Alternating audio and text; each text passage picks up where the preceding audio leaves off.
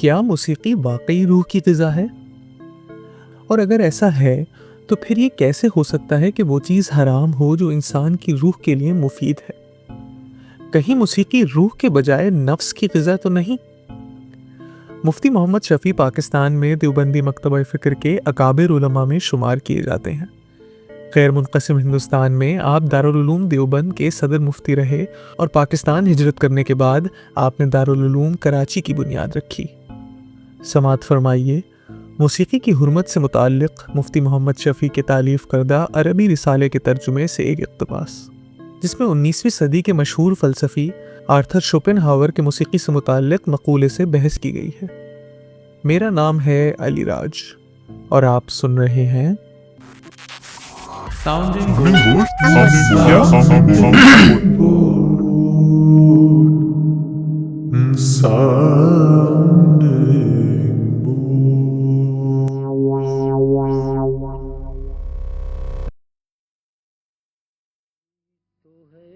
جو نظام ہستی چلا رہا ہے وہی خدا ہے، کوئی تو ہے جو نظام ہستی چلا رہا ہے وہی خدا ہے، دکھائی بھی جو نہ دے نظر بھی جو آ رہا ہے وہی خدا ہے۔ اباحت غنا و مزامیر کے قائلین اکثر یہ بھی کہا کرتے ہیں کہ موسیقی روح کی غذا ہے، اور بھلا یہ کیسے ہو سکتا ہے کہ ایسی چیز حرام ہو جو روح انسانی کی غذا ہے؟ قائلین اباحت کا یہ مقولہ کچھ اس درجے عام ہو گیا ہے کہ ہر کس و ناکس دلیل اباحت میں اسے بیان کر دیتا ہے۔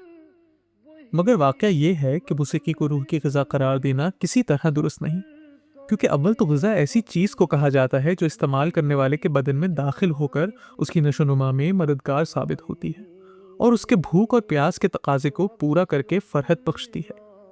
چنانچہ ہم انسانوں کی غذا گندم، چاول، سبزیاں، انڈے، گوشت اور پھل وغیرہ قرار دیتے ہیں۔ یہ نہیں کہتے کہ بھوسا، چارہ، کیڑے مکوڑے، سانپ، بچھو، شراب، افیون وغیرہ انسان کی غذا ہیں، کیونکہ یہ اشیاء اگرچہ منہ کے ذریعے انسانی بدن میں داخل ہو جاتی ہیں، اور شراب اور منشیات وغیرہ تو فرحت بخش بھی ہیں، مگر پھر بھی انہیں اس لیے غذا نہیں کہا جا سکتا کہ یہ بدن انسانی اور صحت و تندرستی کے لیے مضر ہے۔ بالکل یہی معاملہ موسیقی کا ہے کہ یہ کانوں کے ذریعے نفس کو فرحت بخشتی ہے، مگر جو فرحت اس سے حاصل ہوتی ہے وہ انسان کے لیے مفید نہیں، مضر ہے، اس لیے اسے روح کی غذا کہنا درست نہیں۔ موسیقی میں اشتغال انسان میں روحانی امراض پیدا کر دیتا ہے، اس میں غفلت شعاری، بے توجہی اور لاپرواہی پیدا ہو جاتی ہے، مذاہب پسندی اور مادیت سے محبت بڑھ جاتی ہے، خالق حقیقی سے عشق و لگاؤ کے بجائے فانی انسانوں پر دل آنے لگتا ہے، سفلی جذبات بھڑکتے رہتے ہیں، شہوانیت غالب آ جاتی ہے، اخلاق میں گراوٹ آنے لگتی ہے، عبادات کی حلاوت جاتی رہتی ہے، اور ایک اچھا خاصا مسلمان پورا منافق بن کر رہ جاتا ہے۔ اب آپ ہی بتائیے، جس چیز میں اتنے نقصانات ہوں کیا اسے غذا قرار دیا جا سکتا ہے؟ دراصل موسیقی کی حیثیت روح کے لیے وہی ہے جو جسم کے لیے افیون کی۔ جس طرح افیون کا استعمال وقتی طور پر فرحت بخشتا ہے اور ایسا سرور بہم پہنچاتا ہے کہ ایک بار کا منہ لگا مشکل ہی سے اسے چھوڑتا ہے، مگر باوجود اس کے بدن میں اضمحلال پیدا ہو جاتا ہے، اعصاب کمزور ہو جاتے ہیں، قوت ارادی جاتی رہتی ہے، غفلت اور بے شعوری انتہا کو جا پہنچتی ہے۔ اس وجہ سے وہ مضر بھی ہے اور اس کے مضر اثرات ہر انسان دیکھ سکتا ہے۔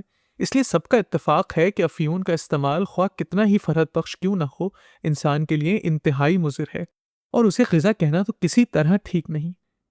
اس کے برعکس موسیقی کے نقصانات چونکہ اکثر و بیشتر روحانی ہیں، اس لیے عام لوگ ان کی گرفت نہیں کر پاتے، اور جو لذت حاصل ہوتی ہے اسے بہت اچھا خیال کرتے ہیں، مگر واقعہ یہ ہے کہ موسیقی کے نقصانات غیر طبعی ہونے کی وجہ سے ظاہر بینوں کو نظر نہیں آتے۔ دوسرے یہ کہ موسیقی روح کے لیے نہیں، نفس کے لیے فرحت بخش ہے۔ اس اجمال کی تفصیل یہ ہے کہ موسیقی کو روح کی غذا قرار دینے والے لوگ انسانیات کے گہرے اور حقیقی علم سے محروم ہیں، اور ان بیچاروں کو یہ بھی نہیں معلوم کہ موسیقی سے لذت کا اکتساب کرنے والا کون ہے، آیا لذت اٹھانے والا نفس ہے یا روح؟ جیسا کہ بتایا جا چکا ہے کہ انسان صرف اس مادی جسم ہی کا نام نہیں بلکہ ایک لطیف روح بھی انسان میں موجود ہے۔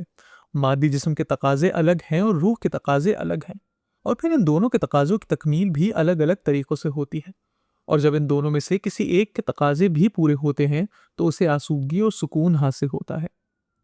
مفکرین، فلاسفہ اور علماء اخلاق جسم و روح کے علاوہ ایک اور اصطلاح نفس کی بھی استعمال کرتے ہیں، اور کہتے ہیں انسان میں دو قسم کی روحیں پائی جاتی ہیں۔ ایک قسم کی روح وہ ہے جسے روح طبعی کہا جاتا ہے، جو صرف انسان کے ساتھ خاص نہیں بلکہ ہر حیوان میں پائی جاتی ہے، اور جس کی وجہ سے تمام حیوانات میں، جن میں انسان بھی شامل ہیں، کھانے، پینے، سونے، جاگنے وغیرہ کرنے کے تقاضے پیدا ہوتے ہیں۔ یہ روح ان فطری تقاضوں کو ابھارتی ہے اور ان کی تکمیل پر خوش ہوتی ہے۔ اسی روح کو نفس بھی کہا جاتا ہے۔ نفس انسان میں مادیت سے محبت اور سفلا پن پیدا کرتا ہے، کیونکہ اس کے تقاضوں کی تکمیل اسی عرض خاکی سے ہوتی ہے۔ علماء اخلاق و تقریباً تمام مذاہب نفس کی بے جا آزادی اور حد سے زیادہ اطاعت سے روکتے ہیں۔ دوسری قسم کی روح وہ ہے جسے ملکوتی روح یا مطلقاً روح کہا جاتا ہے، جس کی حقیقت سے کوئی انسان واقف نہیں۔ قرآن کریم میں بھی اس کے بارے میں صرف یہی فرمایا گیا ہے۔ اور آپ سے یہ روح کی بابت پوچھتے ہیں، آپ کہہ دیجئے کہ روح میرے پروردگار کے حکم سے ہی ہے، اور تمہیں تو علم تھوڑا ہی دیا گیا ہے۔ یہ ملکوتی روح صرف انسان کی خصوصیت ہے، اسی کی وجہ سے انسان اشرف المخلوقات اور خلیفہ الہی قرار پاتا ہے۔ یہی روح انسان میں علو و ارتقاء کی صلاحیت پیدا کرتی ہے، اور اسی روح کا تعلق عالم بالا سے ہے۔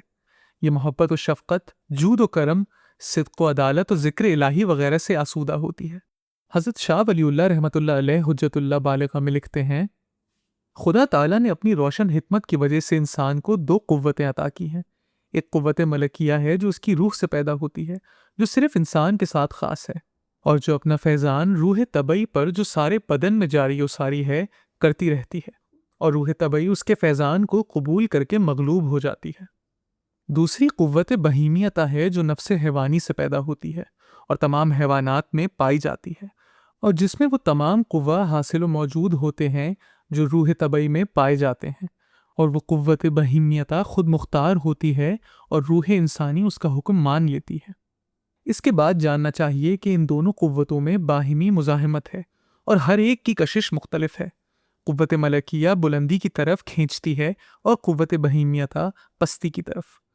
جب قوت بہیمیتہ کا ظہور ہوتا ہے اور اس کے اثرات پرزور ہوتے ہیں تو ملکی قوت کے جذبات مخفی ہو جاتے ہیں، اور جب ملکی قوت کے اثرات قوی ہوتے ہیں تو بہیمی قوت کے جذبات مخفی ہو جاتے ہیں۔